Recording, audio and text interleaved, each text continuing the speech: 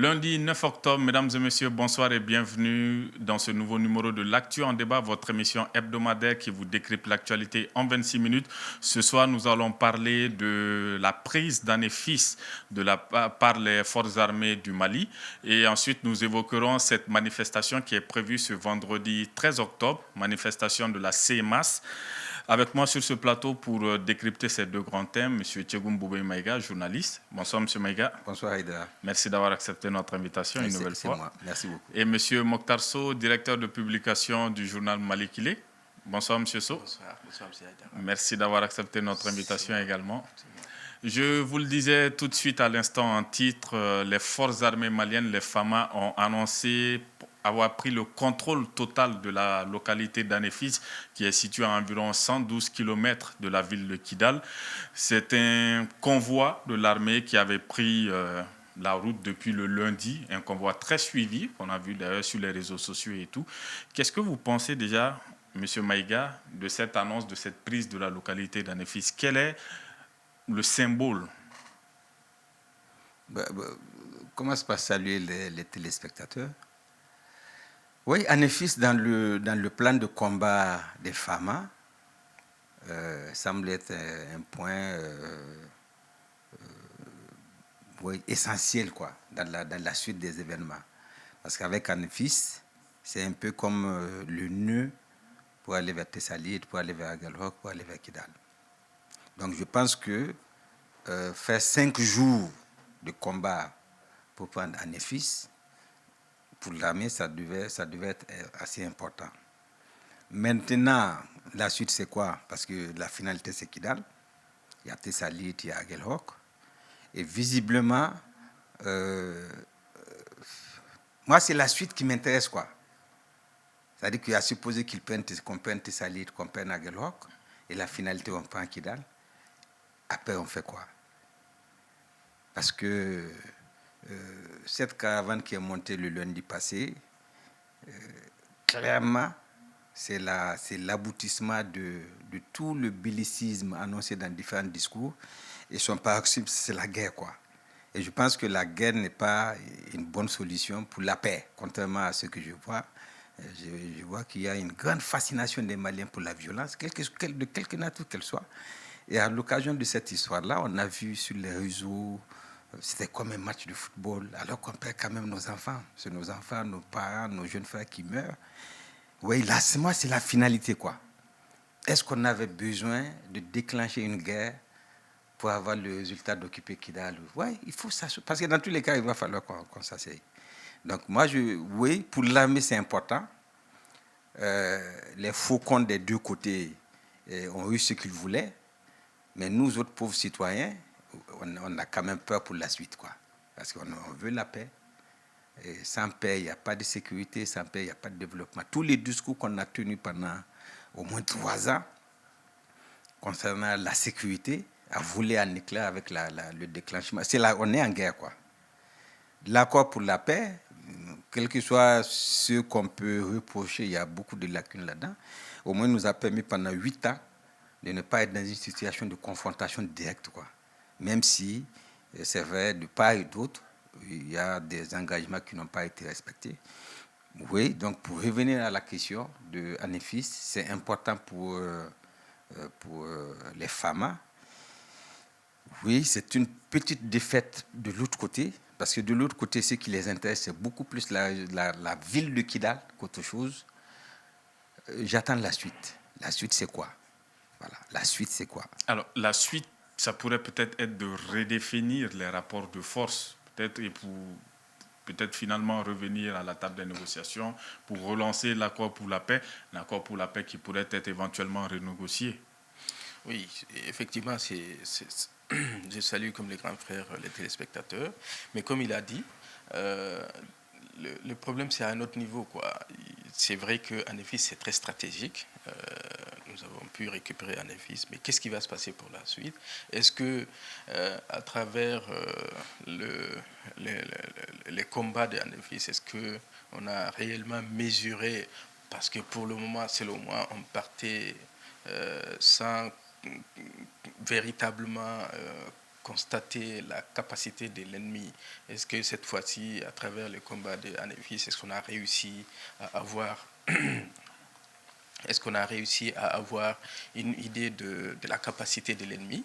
Est-ce qu'au-delà de ça, les autres étapes vont être faciles ou difficiles? C'est extrêmement important pour les femmes de tenir compte de ces éléments-là pour éviter. Et puis, comment est-ce qu'on va tenir Anefis pour continuer la suite? Parce que moi, j'ai dit, déjà, il y a eu une lourde décision de militariser la police et les pompiers. Donc pourquoi continuer à garder nos militaires ici à Bamako alors qu'il y a ces deux corps-là ici ou dans les autres zones où il n'y a pas véritablement de présence terroriste et tout ça.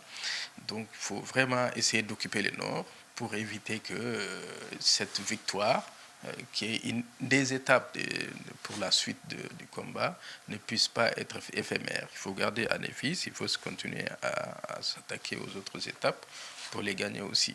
Et après ces différentes victoires, en espérant que ça va être des victoires, il faut les garder. Et ça, c'est vraiment une équation, quoi. Tout à fait. Une équation qui est peut-être difficile à résoudre. Comme il l'a dit, il faut garder ses positions parce qu'on le dit souvent, lors d'une bataille, on peut récupérer un point, mais la difficulté véritablement, c'est de garder ce point. C'est de garder la position parce que l'État est différent des mouvements armés. Le rôle de l'État, c'est d'occuper et d'administrer son territoire, d'administrer le territoire. Les mouvements armés, ce n'est pas leur problème. Ils font du harcèlement, une guerre de harcèlement, à Ber, à Bamba, à Gao, à Bouin. Ils se battent pendant 5 ou 6 heures, ils ramassent tout ce qui est, et puis ils s'en vont. Peut-être Anefis peut être une sorte de base pour l'armée, pour renforcer les effectifs, et faire de Anefis un point avancé sur le territoire, entre guillemets, des ex-rebelles. Mais dans tous les cas, Anefis sera soumis à du harcèlement, quoi. Et la résistance que les mouvements ont montrée pour empêcher l'armée d'accéder à Anefis prouve quand même que c'est des gens, c'est pas des enfants de cœur, quoi. Imaginons un peu, ça fait 5 jours, 5 jours pour faire 130 km ou 200 km Gao-Anefis. 5 jours, c'est beaucoup. Bon, c'est vrai que ce n'est pas comme si tu partais à Fana, là où il n'y a pas de souci. Bon, imaginons ça, c'est Anefis, où stratégiquement, c'est important pour tout le monde, mais qui n'est pas un point vital pour comme je dis, pour eux, c'est Kidal. Kidal, c'est vraiment... Et moi, ma crainte, c'est que les victoires annoncées à venir pour l'armée, ma crainte, c'est que ce ne soit des victoires à la Pyrrhus, quoi. C'est-à-dire qu'on perd tellement d'énergie, tellement de moyens, tellement d'hommes, que nous arrivons à Kidal complètement à plat ventre, à genoux, quoi. Et c'est pour cela que j'insiste toujours sur le fait qu'on n'avait vraiment pas besoin de cette guerre-là. Vraiment, c'est vrai que tous les prémices depuis l'avènement de la transition, quand on écoute les discours, le fait que les réunions du Haut Conseil, le Conseil supérieur ne se tiennent plus, on a suspendu les salaires. Donc il y a un certain nombre d'événements qui concouraient effectivement, s'il n'y a pas quelqu'un pour dire attention, il ne faut pas foncer dans le mur et tout ça, assoyons-nous pour parler, visiblement c'est ce qui a manqué. Mais cette marche de l'armée aussi s'inscrit dans un cadre officiel de récupérer des bases de l'aménagement qui vont être rétrocédées dans cette zone. Franchement, moi, le coup de feu, la guerre, pour moi, c'est un échec. Quelles que soient les raisons on peut avancer, la guerre est un échec. Parce que dans tous les cas, comme on l'a dit, on finira par s'asseoir pour savoir, on vous a vaincu, vous allez faire ça. Donc, commençons dès maintenant à parler. L'accord, tout le monde est d'accord, même y compris les gens de Kidal, ils sont d'accord que l'accord a des faiblesses. Mais l'accord lui-même prévoit, en son sein, les mécanismes pour l'adapter, pour le réadapter, pour l'aménager. Et d'ailleurs, aucune des parties ne s'est encore officiellement retirée. Exactement. Donc, disons, vraiment, la communauté internationale nous a abandonnés. L'Algérie est là. L'Algérie est quand même notre interlocuteur principal. mettons l'Algérie à la contribution pour amener tout le monde autour de la table et surtout autour de l'accord pour savoir qu'est-ce qu'on peut faire là-dedans, qu'est-ce qu'il peut atteindre 5 ans. Parce que l'accord, comme j'ai dit aux gens, ce n'est pas l'accord de la paix, c'est l'accord pour la paix. C'est-à-dire c'est un processus, ça peut prendre 5 ans, ça peut prendre 10 ans. Mais dès le départ, il y a eu tous ceux qui ont participé d'ailleurs à sa rédaction, aux négociations d'Alger, pendant plus de 300 jours. Ils sont parmi les premiers pourfendeurs de l'accord, sans compter qu'on n'a jamais expliqué aux gens quel était le contenu. Donc, l'ignorance des Maliens aidant, oui, tous ceux qui étaient contre l'accord, tous les bellicistes, comme je dis, tous ceux qui ont des agendas cachés à travers cette affaire-là, oui, ils ont eu un boulevard devant eux, ils ont déclenché la guerre, quoi. Mais il faut arrêter la guerre. Au regard de tout ce que vous venez d'énumérer, est-ce qu'il était possible, finalement, véritablement, d'éviter cette confrontation avec les positions très tranchées de deux côtés? Oui, parce que comme j'ai dit, l'État n'a pas à se comparer au mouvement. Je ne parle pas du gouvernement, j'ai dit l'État. C'est à l'État d'imposer la sécurité. Voilà, on ne peut faire de la sécurité sans faire de la guerre. C'est à l'État de dire aux gens, bon, hey, vous avez suffisamment déconné, venons autour de la table, l'accord est là, réalisons-la. Mais si on se laisse embarquer par des gens, comme je dis, il y a plein de gens qui ont des agendas cachés dans cette affaire-là, qui ont des intentions inavouées, mais on ne les suit pas, l'État ne les suit pas. L'État ne doit pas les suivre. Hé, attention, la guerre ne nous arrange pas, on est un pays suffisamment fragilisé. Depuis 2012, comme j'ai dit, on est sur une jambe blessée, on ne va nulle part. Et après le coup d'État, on est un pays complètement isolé. Malgré ce qu'on peut dire en termes de forfanterie, on est isolé. On n'a plus de partenaires, aussi bien dans la sous-région qu'à l'extérieur. Donc, c'est à nous de savoir qu'est-ce qu'on peut faire et ce qu'on ne doit pas faire. Et je pense que c'est à nous de dire qu'on ne peut pas faire une guerre. Pour occuper les emprises que la MINUSMA va laisser, on n'a pas besoin de déclarer la guerre. On s'assoit, on leur dit, hey, nous on est armés, vous êtes armés, c'est le Mali qui va perdre. Assoyons-nous dans le cadre de l'autorité de l'État, dans le cadre des pouvoirs régaliens de l'État, ces emprises-là nous reviennent. Mais comme malheureusement, depuis 3 ans, on n'a pas posé d'actes d'actes de confiance. D'actes de confiance. Plutôt les gens, non, lecture intelligente, non, on peut prendre Kidal, non. Non, ce n'est pas des discours constructifs. Je pense que c'est les Maliens qui meurent et aujourd'hui on ne peut rien faire dans le Nord.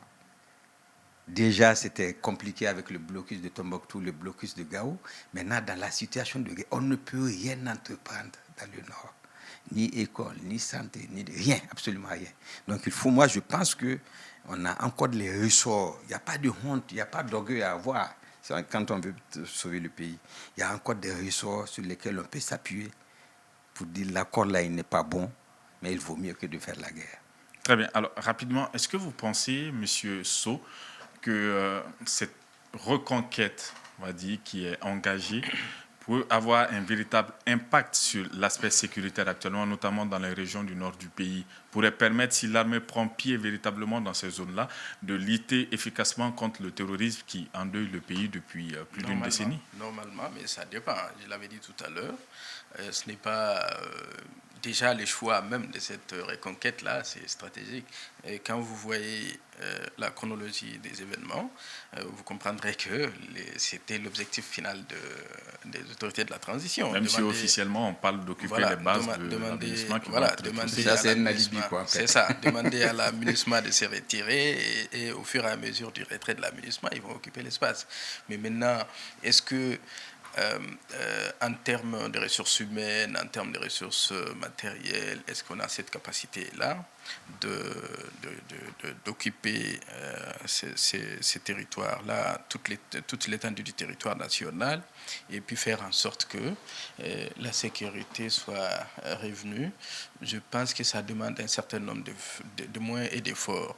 Mais au-delà de ça, moi j'avais alerté depuis plusieurs mois, c'était sur ce même plateau, je pense que c'était avec les grands frères, que les groupes armés ont besoin les signataires, si vous voulez, les signataires de l'accord pour la paix et la réconciliation issus du processus d'Alger, ont besoin d'un interlocuteur, quoi. Et le ministre de la Réconciliation n'était plus pour eux un interlocuteur fiable pour pouvoir aller en avant dans la mise en œuvre de l'accord pour la paix et la réconciliation. Donc j'avais proposé en son temps qu'il était important de trouver les moyens nécessaires pour trouver un interlocuteur qui a une grande capacité d'écoute, qui peut convaincre les autres parties signataires de l'accord à rester sur la table de négociation, autour de la table de négociation. Sinon, cette affaire-là n'a échappé personne. Ils sont partis petit à petit. Au fur et à mesure qu'ils voyaient la situation s'est corsée, il s'est retiré jusqu'à ce que finalement ils ont vidé Bamako. Donc depuis à ce moment-là, il y a eu 2 lettres du ministère de la Réconciliation. Il y a une qui demandait au parti de rester, l'autre disait que l'Algérie constituait un problème et tout ça.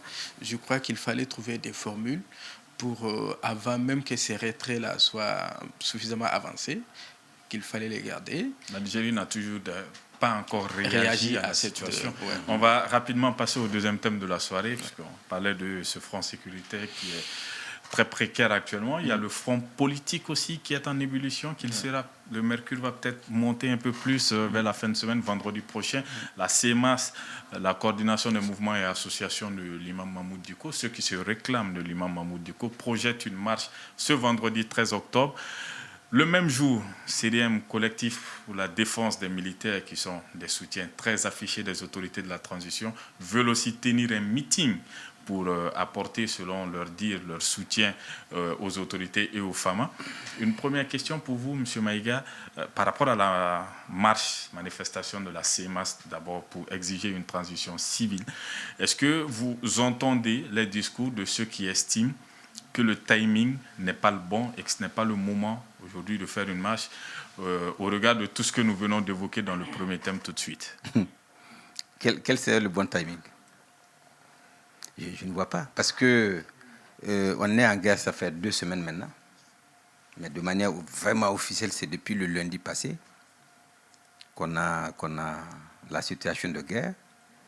Est-ce que cela a empêché, par exemple, à Bamako, qu'on fasse des concerts, qu'on fasse du tintamarre, qu'on fasse les cortèges des mariés avec les clés? Non, il n'y a pas de... Je crois que c'est un droit légitime pour chaque citoyen de marcher, de s'exprimer. Donc la CEMAS s'inscrit dans ce cadre-là. Et dans la lettre même, ils disent, dans le cas, c'est conforme à la liberté d'expression et tout ça. Deuxièmement, les gens ne retiennent que l'aspect qui consiste à dire retour à une transition civile. Le deuxième transition, c'est que soutien à l'armée. Donc il y a 2 thèmes. Il y a l'aspect transition civile et l'aspect soutien à l'armée. Et troisièmement, je pense que la CEMAS, les jeunes qui sont là-bas, qui sont bien encadrés, parce que Dicko n'est que le président d'honneur. Les jeunes Diawara, c'est des gens, ils sont bien au fait de l'actualité. Et quand on voit que le ministre de l'administration, le jour où il a annoncé le report de l'élection présidentielle, à une date, petit report, mais visiblement on va être dans une transition indéterminée, à durée indéterminée, pratiquement tous les partis se sont montés vent debout contre cette affaire-là, en demandant pour certains, justement, à ce que le gouvernement soit dissous. Voilà. Donc c'est un échec politique que tout le monde constate. C'est-à-dire que l'un des objectifs de la transition, qui était de sortir de la transition justement avec les élections, le gouvernement n'a pas pu le faire. Tout le monde a demandé. Et lui, Dicko et ces gens, les jeunes, ils disent, nous, on va marcher pour demander. L'objectif sécuritaire, malheureusement, comme on en parlait tout à l'heure, ça a volé en éclats parce qu'on est en guerre. C'est les 2 objectifs. On nous a promis la sécurité. On n'a pas la sécurité. On a la guerre. On nous a promis de sortir de la transition en février 2024. Malheureusement... Nous étions déjà techniquement en guerre bien avant...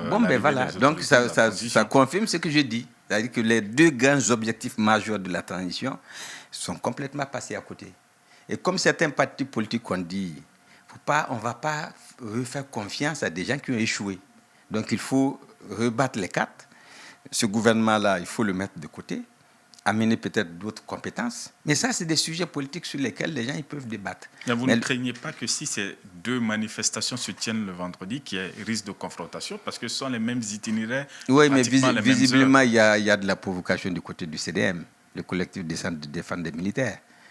Parce qu'ils ont attendu que la CEMAS annonce, même si sur les dates, ils se sont précipités pour déposer le 5, mais c'est l'annonce officielle, en tout cas, c'est d'abord la CEMAS qui a annoncé son intention de faire sa marche. Si on veut la paix, soit ils gardent leur manifestation, mais ils changent d'itinéraire, soit ils renoncent à leur manifestation en choisissant une autre date, soit en se joignant même à la CEMAS, parce que la CEMAS a dit, nous, on soutient l'armée.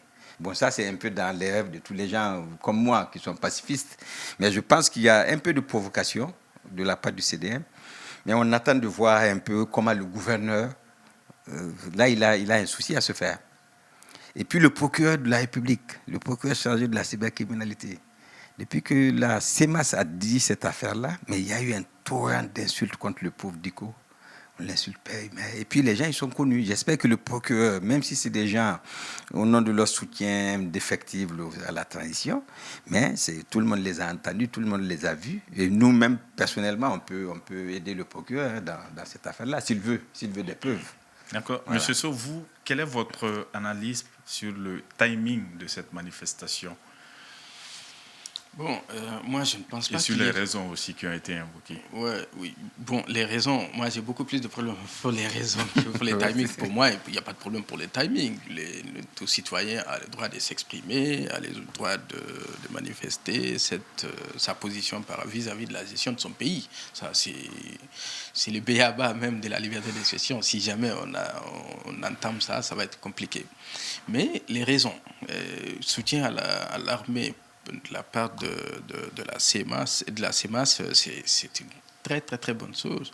Mais je crois plutôt qu'il faut plutôt mettre la pression pour demander à ce que la transition prenne fin que demander d'ouvrir une autre transition. On a vu la rectification de la transition ne devait pas prendre autant de temps et maintenant on est en train de grignoter même sur la période extra time prévu pour la rectification. Et si jamais une transition civile venait, ça aussi, ça va prendre encore un certain nombre de temps. Et selon moi, ce n'était pas l'idéal. L'idéal pour moi, c'est de faire en sorte, et là, cette responsabilité leur reviennent à la classe politique, qui sont les acteurs majeurs de toute question électorale, que les nouvelles dates soient fixées le plus vite possible et que ce soit fait avec la participation des forces vives de la nation et que chacun suive cette fois-ci la mise en œuvre des éléments préalables à l'organisation de toute élection. Bon, déjà, je me réjouis d'apprendre qu'ils ont déjà commencé la relecture les toilettage du fichier électoral. Ça, c'est automatique. Voilà, c'est tout le mois d'octobre jusqu'à décembre. Voilà, donc il faut travailler sur ces différents points-là et que les jouent son rôle, qu'il n'y ait pas d'empiètement entre les départements, et les ministères de l'administration territoriale. Je pense que ces éléments sont beaucoup plus importants à soulever que de demander une transition civile qui va demander le départ des ACMI, du gouvernement et pratiquement du CNT. Pour mettre tout ça encore, ça va être compliqué. Alors, pour revenir à la manifestation. À la manifestation, il faut tenir compte des deux itinéraires. Le CDM a prévu de faire sa manifestation à la place de l'indépendance. Et la CEMAS doit forcément passer par la place de l'indépendance. C'est impossible, les deux activités en même temps, et qu'il n'y ait pas de dérapage. C'est pas possible. Le plus simple ne serait pas pour le gouverneur de ne pas donner son autorisation aux deux activités finalement. Malheureusement, ils n'ont pas besoin d'autorisation. C'est ça le problème. Les gouverneurs, moi, je me suis dit qu'à un moment, je pense que les autorités avaient suspendu les manifestations pour des raisons sécuritaires et autres. À un moment là, je ne pense pas que cette période soit révolue. Je ne pense pas qu'ils ont soulevé ce truc-là parce que je me souviens, Ben Le Cerveau et son mouvement avaient prévu de faire un certain nombre de mouvements et ces manifestations ont été interdites parce qu'ils ont dit que non, il y a pour des raisons... C'est à géométrie variable. Voilà. En fonction de la tête du client. Voilà. Donc je pense qu'il faut mettre ça à profit pour essayer de demander. Et puis, les deux partis, les deux mouvements peuvent faire leur activité dans leur siège, ils peuvent faire des meetings pour manifester leurs trucs.